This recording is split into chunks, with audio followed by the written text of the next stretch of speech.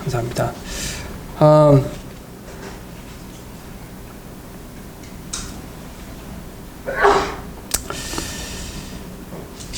소금 장수와 우산 장수를 둔 어머니에 대한 이야기 잘 아시죠? 비가 오면 소금 장수 때문에 소금 장수인 아들 때문에 장사가 잘 될까 슬퍼하고, 이제 해가 쨍쨍하면 이제 우산 장수인 아들이 장사가 잘 될까 고민하고 염려하고, 그래서 비가 오나 비가 안 오나 그 어머니는 항상 마음에 염려가 있는 겁니다. 그런데 그것을 옆에서 지켜보던 분이 너무 안타까운 거예요. 우리가 비가 오거나 아니면 비가 안 오거나 얼추 뭐 눈이 오거나 뭐 이 정도로 우리가 날씨가 변하잖아요. 그러니까 365일 거의 걱정만 하고 사는 겁니다. 염려만 하고 사는 거죠. 그래서 옆에서 보는 분이 안타까워서 이런 말을 했대요. 비가 오면 우산 장수인 아들이 잘 될 것으로 인해서 기뻐하시고, 비가 안 오면 소금 장수인 아들이 잘 될 것으로 인해서 기뻐하시는 건 어떻습니까? 라고 이야기를 했대요. 그러니까 어머니가 생각해보니 뭐 비 오는 걸 막을 수도 없고 비 안 오는 거를 또 막을 수도 없고, 차라리 비 올 때 장사 잘 될 우산 장수 아들을 기뻐하고 그를 위해서 기뻐해주고, 비가 안 올 때 소금 장수인 아들을 위해서 기뻐해주는 것이 본인에게 더 맞다라는 생각을 하게 됐다는 거죠. 둘 다 똑같아요. 사실 진리가 바뀌는 건 없어요. 비가 오면 소금 장수가 잘 안 될 거고 비가 안 오면 우산 장수가 잘 안 될 거예요. 상황이 바뀌지는 않습니다. 그러나 우리가 무엇을 바라보느냐에 따라서 기분이 우울할 수도 있고 기분이 좋을 수도 있어요. 무엇을 바라보느냐에 따라서 같은 사건을 통해서도 우리가 그 사건을 통해서 기쁨으로 받아들일 건지 아니면 염려로 받아들일 건지에 따라서 같은 사실이지만 우리의 마음은 다른 것을 보게 됩니다. 우리가 코로나 상황을 겪어가고 있어요. 앞으로도 바라지만, 빨리 끝나기를 바라지만, 전문가들의 말에 의하면 그렇게 또 희망적이지는 않은 것 같아요. 시간이 걸린다라고 이야기를 해요. 그럴 때 그 사실 가운데 우리가 마음에 둘 곳, 어디에 마음에 둘 것인가에 따라서 우리의 마음이 염려로 가득 찰 때도 있을 것이고 또 기쁨으로 가득 찰 때도 있을 것이라는 생각을 해보게 되었습니다. 오늘의 말씀, 누가복음 12장 22절에서 34절까지의 말씀인데요. 전체의 말씀인데 저희가 봉독하는 것은 30절까지 봉독하도록 하겠는데요. 이 말씀을 통해서 저희가 우리의 마음을 어디에 둠으로 인해서 염려하지 않는 삶을 살 수 있는가 대한 말씀을 나누기를 원합니다. 봉독하는 것은 22절에서 30절까지 서로 교독하기를 원합니다. 누가복음 12장 22절부터 30절까지입니다. 제가 먼저 읽겠습니다. 또 제자들에게 이르시되 그러므로 내가 너희에게 이르노니 너희 목숨을 위하여 무엇을 먹을까 몸을 위하여 무엇을 입을까 염려하지 말라.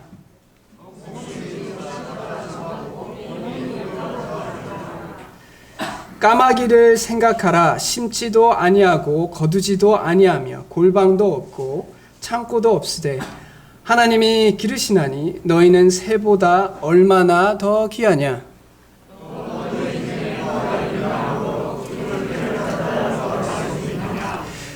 그런즉 가장 작은 일도 하지 못하면서 어찌 다른 일들을 염려하느냐.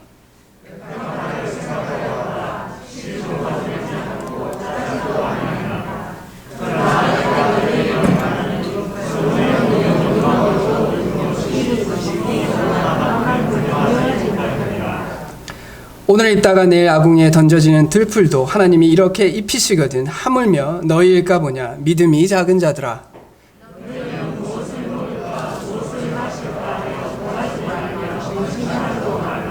이 모든 것은 세상 백성들이 구하는 것이라. 너희 아버지께서는 이런 것이 너희에게 있어야 할 것을 아시느니라. 아멘. 예. 오늘 말씀은 우리의 마음 둘 곳이라는 주제로 나누기를 원합니다. 우리의 마음이 어디에 가 있을 때 우리가 염려가 아니라 기쁨과 평안과 행복을 누리면서 살 수 있는지 말씀을 통해서 깨닫기를 원합니다. 이 말씀의 배경은 사실 계속해서 저희가 누가복음을 보아오는 과정 가운데 있는데요. 저번 주에 이제 가정 예배에서 말씀을 드렸던 그 전 단락의 말씀을 보면 한 부자에 대한 비유가 나오죠. 부자인데 소출이 풍성함에 이제 당황하여 이걸 어떻게 더 쌓을까 고민하다가 하나님께서 내가 오늘 너의 영혼을 취하면 너의 것이 누구의 것이 되겠느냐라는 말씀을 통해서 세상에 자기를 위하여 재물을 쌓아두고 하나님께 대하여 부요하지 못한 자의 모습을 보여주셨어요. 이 말씀은 하나님께서, 예수님께서 세상 사람들에게 경고하시는 겁니다. 자기 자신에 대하여 부요하고 탐심을 가지고 살아가는 자들에게 경고하시는 말씀이에요. 그리고 그 다음 문맥인 오늘의 말씀은 우리가 왜 염려하는지에 대해서 이 문맥 가운데서 다시 이야기합니다. 또 그러므로 이 말은 탐심과 관련된 말을 계속 하고 있는 거예요. 예수님께서 말씀하시는 것은 이 비유의 이 내용과 관련된 말씀에 무엇을 먹을까, 무엇을 입을까, 이 말이 우리의 필요를 구하지 말라는 얘기가 아닙니다. 우리가 살아가기 위해서, 일상생활을 하기 위해서 어떤 일을 해야 되고 어떤 일을 했을 때 더 많은 소출이 나오고 얼마나 좋은 아이디어를 통해서 좋은 결과들을 낼 수 있을까, 이런 고민을 하지 말라는 얘기가 아닙니다. 여기서 무엇을 먹을까, 무엇을 입을까의 동의어는 이 말씀이에요. 돈을 사랑함이 일만하게 뿌리가 되나니 이것을 탐내는 자들은 미혹을 받아 믿음에서 떠나 많은 근심으로써 자기를 찔렀도다. 이 말씀과 같은 거예요. 사람이 근심할 때 뭐로 인해서 근심하냐면 자기가 가진 것에서 만족하는 것이 아니라 얼마나 더 가질까, 계속해서 더 가질까에 대해서 근심하는 거예요. 이 근심에 대해서 하나님께서 그런 것으로 인해서 염려하지 마라. 대한민국이 잘 삽니다, 여러분. 대한민국 정말 잘 사는 나라예요. 우리가 우리 자신들을 돌아볼 때는 좀 낮게 보는 경향이 있는데요. 세계적으로 봤을 때 우리나라 정말 잘 삽니다. 정말 잘 살아요. 뭐 세계 제1의 국가는 아닐 수 있겠지만 잘 살아요. 그래서 이 시대에서는 진짜 내가 오늘 밥을 굶을까 안 굶을까를 걱정하는 시대를 살고 있지는 않습니다. 참으로 감사하게도 하나님께서 우리의 고통과 우리의 가난의 시절들을 긍휼히 여겨주셔서 또 복을 부어주셔서 이 나라가 더 이상 먹고 사는 것으로 인해서 근심하지 않는 나라가 되었어요. 대부분. 또 그렇지 않는 부분들도 있겠지만 일반적으로 그렇습니다. 그런데요, 그렇다고 해서 여러분들의 마음속에, 여러분들의 마음 가운데 염려가 없으신가요? 마음속에 더 가질까, 혹은 더 좋은 것을 입을까, 이런 생각들로 염려가 있는 것을 발견하게 됩니다. 저 자신도 마찬가지예요. 우리가 힘든 거는 내가 절대적으로 없어서 힘든 게 아니라, 그래서 염려하는 게 아니라 나보다 더 많이 가진 사람들이 있어요. 나보다 더 좋은 옷을 입는 사람들이 있어요. 나보다 더 좋은 것을 먹는 사람들이 있습니다. 저 뉴스에서 봤는 기사에서 봤는데 한 끼에 100만 원에 하는 식당이 있더라고요. 이게 넘어갈까요? 목구멍으로. 저는 하나하나 집으면서 이게 하나에 만약에 100가지 반찬이 있으면 반찬 하나당 10,000원인 거잖아요. 그거를 이걸 먹는단 말이야 진짜 사람들이. 그리고 사람들이 그것을 보면서 나는 왜 저걸 못 먹을까 염려하는 거죠. 옷도 남들 되게 좋은 옷들이 있을 거예요. 저는 잘 모르겠지만 명품들도 있고 여러 가지 옷들이 있을 거예요. 제가 생각할 때 거의 천문학적인 숫자의 옷도 있을 거고 그런 것도 있을 텐데 우리가 그걸 보면서 마음속에 왜 나는 저런 옷을 입을 수 없을까? 탐심으로 인한, 욕심으로 인한 염려가 우리 마음 가운데 가득 차다는 거예요. 누가복음 12장 15절 위에 올라가면 그 부자의 비유에 이야기하는 배경이 있어요. 예수님께서 그들에게 이르시되 삼가 모든 탐심을 물리치라. 사람의 생명이 그 소유에 넉넉한 데 있지 아니하니라. 이 말씀은 너희가 정말 인간답게 살아가는데 사람답게 살아가는 데 있어서 너희가 가진 재물이 많으면 많을수록 너희가 행복한 인생을 사는 것이 아니다라고 얘기해요. 정말 너희들의 행복한 것은 거기서 오는 것이 아니다라고 말씀하세요. 그러면서 오늘 말씀을 통해서 염려하지 말라라고 합니다.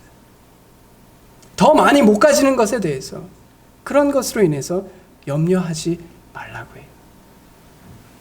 오히려 우리의 마음 둘 곳을 제대로 찾으면 우리가 걱정해야 되고 우리가 염려해야 되는 것을 바르게 찾으면 더 이상 염려가 없을 것이다 라고 이야기하십니다. 그래서 그 첫 번째 예수님께서 우리의 마음 둘 곳이 어딘지에 대해서 말씀하고 계세요. 첫 번째 우리의 마음 둘 곳이 어디냐면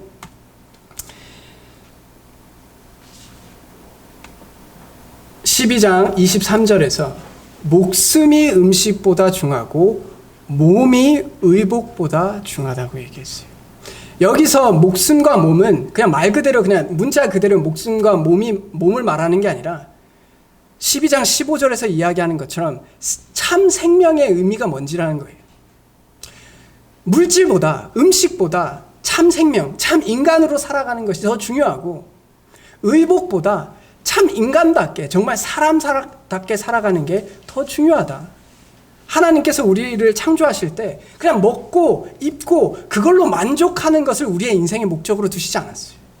만약에 그것이 우리의 인생의 목적이면 우리가 개돼지하고 다를 게 없어요. 우리가 이것을 기억해야 합니다. 정말 그래요. 우리가 염려하지 않을 수 있는 이유는 우리로 하여금 먹고 마시는 것에 대해서 욕심에 대해서 더 이상 염려하지 않아도 되는 이유 중에 하나는 우리의 삶의 목적이 그것이 아니다라는 것을 깨닫는 거예요. 제 아버지가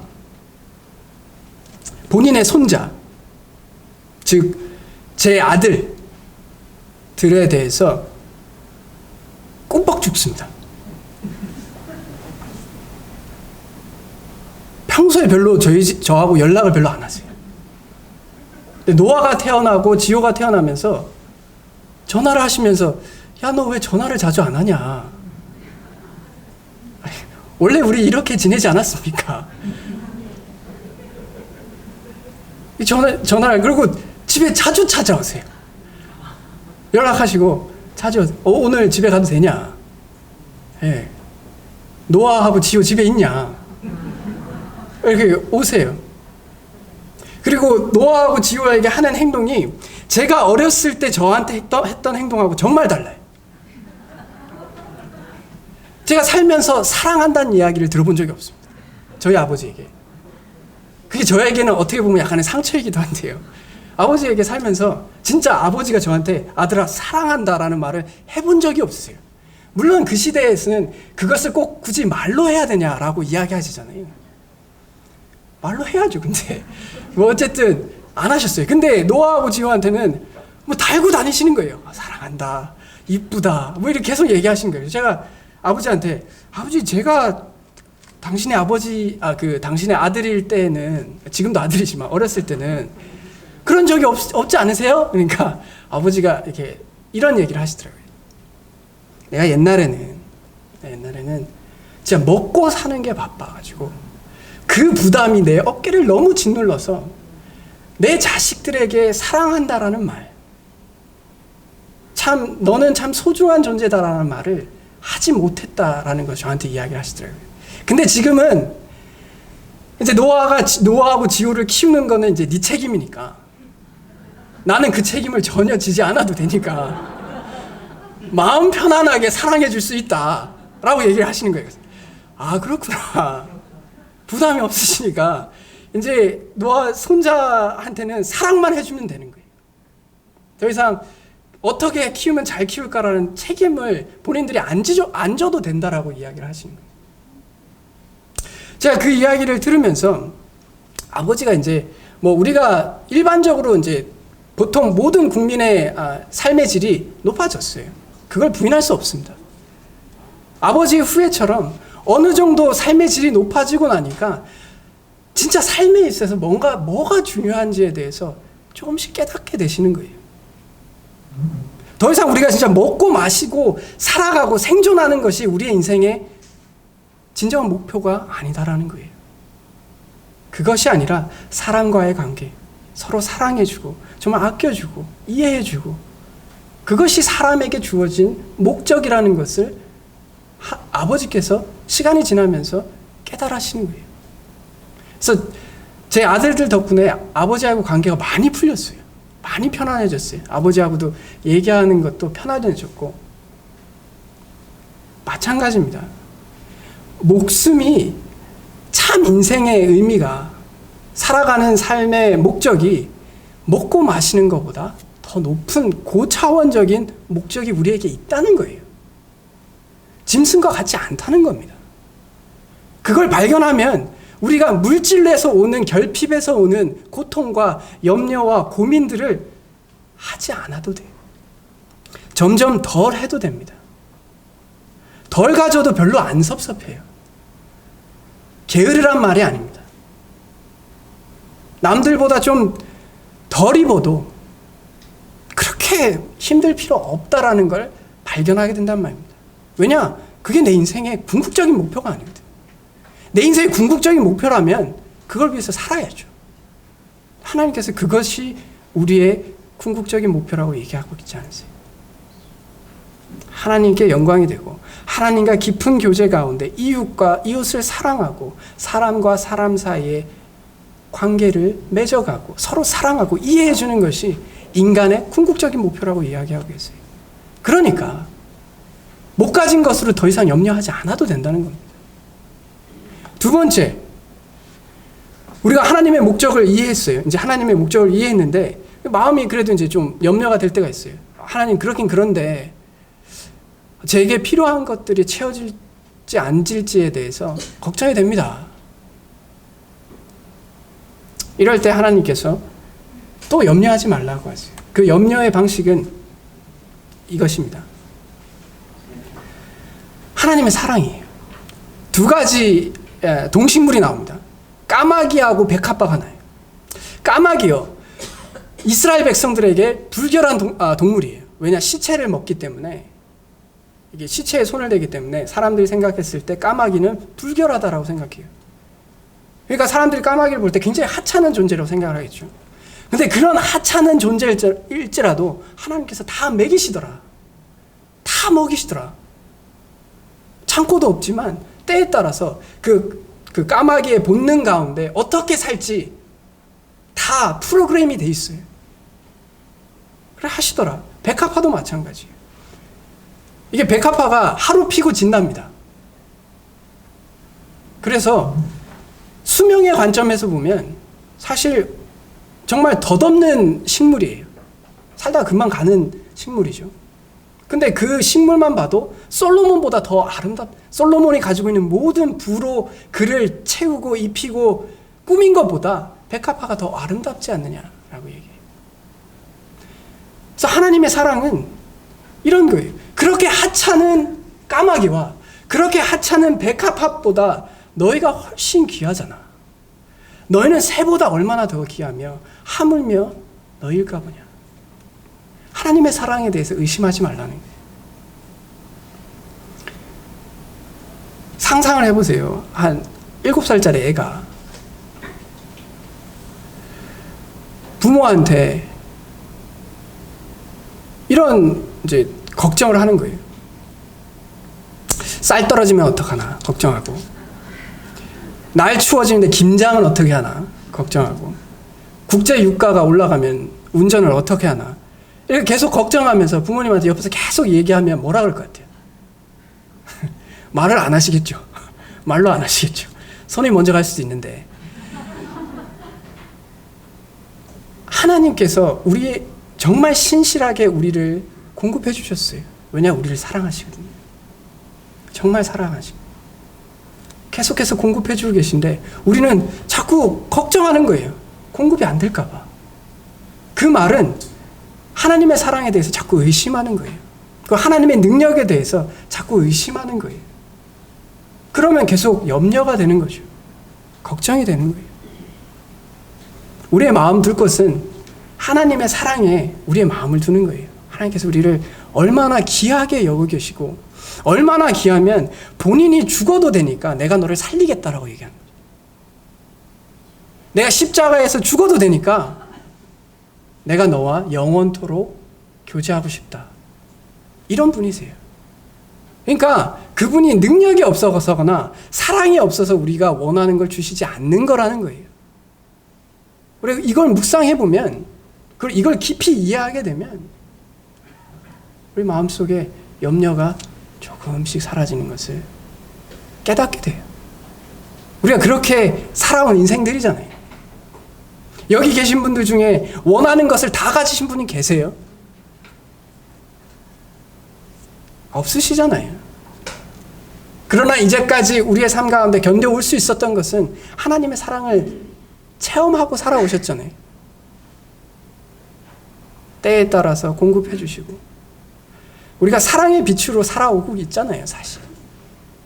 하나님의 사랑의 빛으로 살아오고 계시고, 다른 사람들의 사랑의 빛을 통해서 우리가 살아가고 있어요. 다 우리가 빚진 자들이죠. 사랑에 대하여. 그것을 생각할 때 걱정하지 않아도 된다는 겁니다. 근심하지 않아도 된다. 세 번째, 우리가 또 염려하지 않아도 되는 세 번째 이유는 하나님의 주권이 있다는 겁니다. 자, 첫 번째로 하나님의 목적을 깨달아요. 우리가 먹고 마시는 것이, 먹고 있는 것이 우리 인생의 목표가 아니에요. 그러니까 염려하지 않아도 돼요. 그리고 하나님께서 우리를 얼마나 귀히 여기신지 생각해 보면 걱정하지 않아도 돼요. 그리고 세 번째, 우리가 그렇게 걱정하지 않는데, 그런데 내가 원하지 않는 것을 주시거나 내가 원하는 것을 안 주실 때가 있어요. 그럴 때 우리가 마음속에 둬야 할 것은, 우리의 마음을 둘 곳은 하나님의 주권이 어떠하냐는 겁니다. 25절에 보면, 여러분들 개역개정, 대부분 개역개정이시죠. 25절에 개역개정으로 보면 너희 중에 누가 염려함으로 그 키를 한 자라도 더할 수 있느냐라고 써 있으시죠. 예. 근데 이 말씀은 원어에 보면 이 단어가 이제 한 50cm에 달하는 이제 규빗, 한 규빗 정도의 단어예요. 근데 그 규빗이란 단어가 길이의 뜻도 있지만 생명의 초를 다투는 그런 의미를 또한 담고 있어요. 그래서 새 번역이나 다른 이제 번역본에는 이 부분을 수명이라고 번역을 해요. 그리고 문맥상으로 볼 때 수명일 확률이 훨씬 높아요. 왜냐? 지금 계속 이야기하고 있는 게 목숨에 대해서 계속 얘기하고 있어요. 생명에 대해서 이야기하고 있어요. 그래서 그 문맥상으로 보면 누가 걱정한다고 해서 제 수명을 한순간인들 늘릴 수 있느냐, 이것으로 번역하는 것이 더 합당한 거라고 생각합니다. 그리고 실질적으로 그렇게 번역을 하고 있고요. 그래서 이 말씀은 우리가 아무리 고민을 하고 아무리 염려를 해도 하나님 주권에 달려있는 것은 변하지 않는다는 거예요. 하나님께서 주권적으로 선택하시고 주시는 것에 대해서 우리가 바꿀 수 없다라는 거예요. 여기 계신 분 중에 정말 고민해가지고 수명이 늘어나시는 분들이 계실까요? 없잖아요. 우리가 할 수 없다라는 거예요. 저는 이 말씀을 정말 좋아해요. 그냥 고민할 때, 염려할 때 이 말씀이 떠오르면 진짜 염려가 싹 사라질 때가 있어요. 뭐냐면, 야, 이나나 아무리 생각을 해봐도 네가 고민해 본들 바뀌는 게 없어. 내가 고민을 해서 바뀌면 계속 고민하겠지. 근데 백날 첫날 고민을 해도 바뀌지 않는 건 바뀌지 않는 겁니다. 내가 바꿀 수 있는 건 찾겠지. 아, 내가 요거는 바꿀 수 있겠구나. 그러면 고민하지 말고 그걸 하면 되잖아.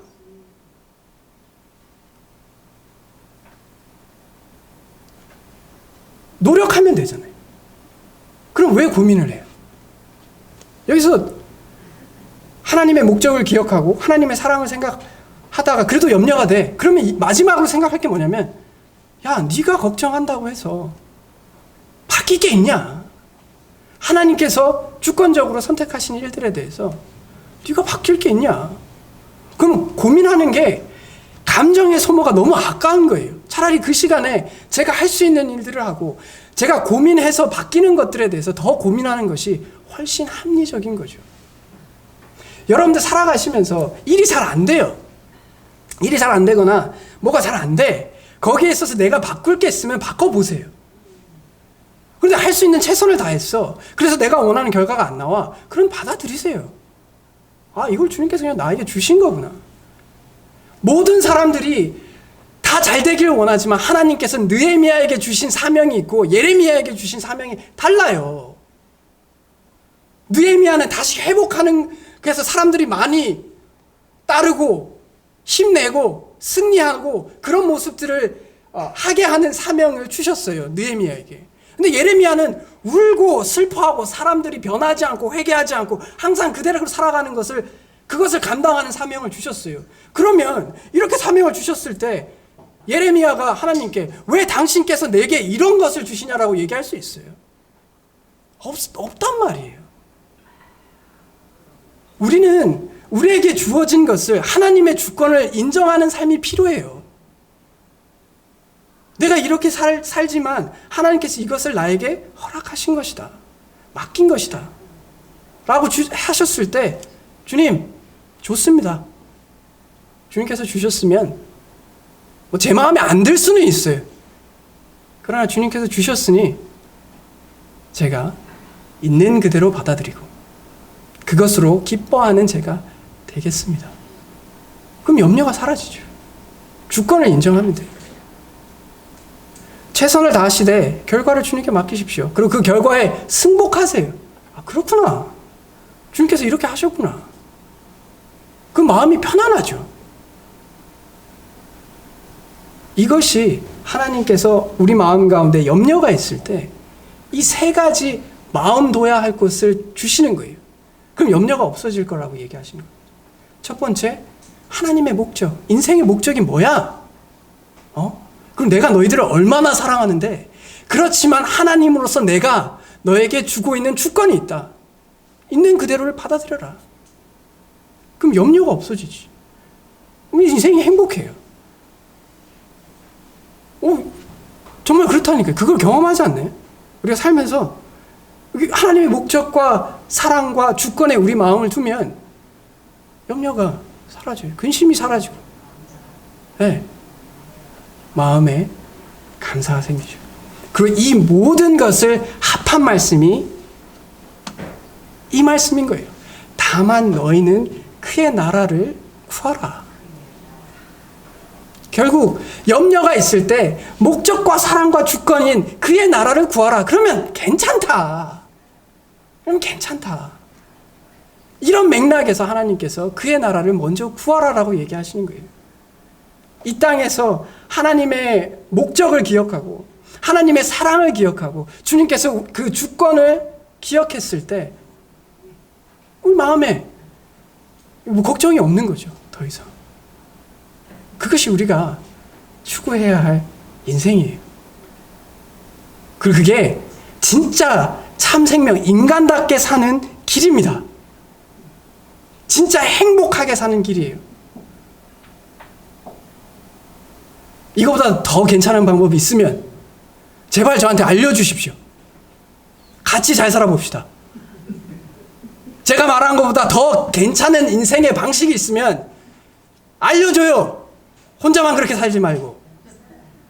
근데 만약에 그게 아니라면 우리가 이렇게 삽시다.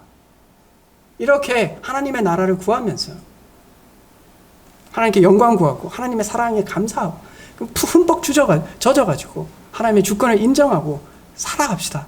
그럼 행복해져요. 이제 하나님께서 이제 그런 행복한 삶을 사는 구체적인 모습 하나를 보여주세요. 탐욕과 탐심과 반대되는 거예요. 그게 뭐냐? 너희 소유를 팔아 구제하라는 거예요. 우리가 이제 물질에 대해서는 자유로워진단 말이에요. 점점. 내가 가지고 있는 물질과 소욕에 대해서 점점 자유로워질 때 어떤 모습이 나타나냐? 그럼 내가 가진 재물을 팔아서 내려놓고 욕심들을 내려놓고 다른 사람들을 돌보는 마음들이 생기는 거예요. 그러니까 탐심이 낮아지고 염려가 없어지면 다른 사람들을 돌아보게 됩니다. 그래서 물질들로 인하여 내가 가진 능력이든 재산이든 시간이든 그것을 통해서 다른 사람들 신경 쓰기 시작해요. 아, 저 사람이 좀 어렵지 않겠나. 기도도 하겠지만 또 마음을 실질적으로 도움 줄 수 있는 부분들을 찾아보는 거예요.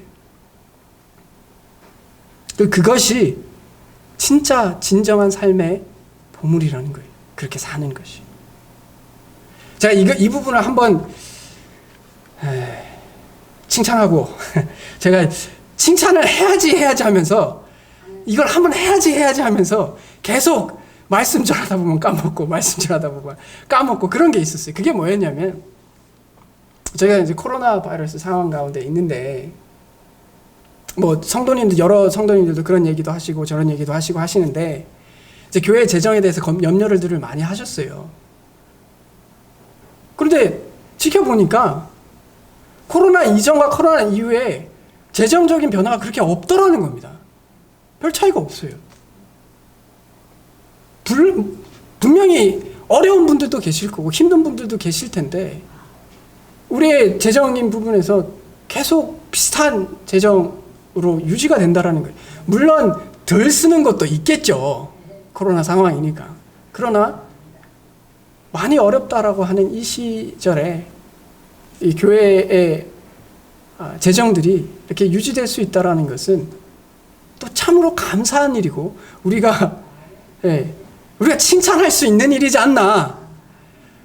제가 진짜 이거 하려고 했었어요, 옛날부터. 근데 계속 할 때마다 까먹어서. 그래서 정말 감사하고 각자 하나님의 나라를 생각하시는 그 마음들에 대해서 참 감사합니다. 주님의 일들을 하는 그 길목에 물질들을 내려놓는다는 건 참으로 감사할 일인 것 같습니다. 하나님께서 마지막으로 너희 보물이 있는 곳에 너희 마음도 있다라고 했어요. 맞습니다. 이거 정말 그래요. 우리가 다 그렇게 살잖아요. 결국 하나님이 같이 있으면 하나님이 같이 있다라고 생각이 들면 내 마음도 거기 있다라는 거예요. 하나님이 나의 보물이 되면 내 마음도 그곳에 있다라는 거예요. 그것이 우리의 삶의 진정한 삶의 비결이다라고 얘기하는 거예요. 하나님을 나의 보물로 여기는 겁니다. 우리가 믿음이 있다라는 것은 세상이 보지 못하는 것을 본다는 겁니다. 세상 사람들은 하나님이 같이 있는지 몰라요. 근데 우리는 하나님이 정말 존귀하신 분이시고 그분이 나의 보물이라는 것을 발견한 사람들이야. 그렇기 때문에 세상의 염려로 우리를 유혹해 올지라도 우리의 마음을 우리의 보물인 하나님에 두면 염려가 없다. 그게 우리의 삶이다. 그래서 우리의 마음을 하나님의 나라에 두면 염려가 없다. 그것이 이 말씀이 우리에게 주시는 교훈입니다. 앞으로 또 어떻게 될지 모릅니다.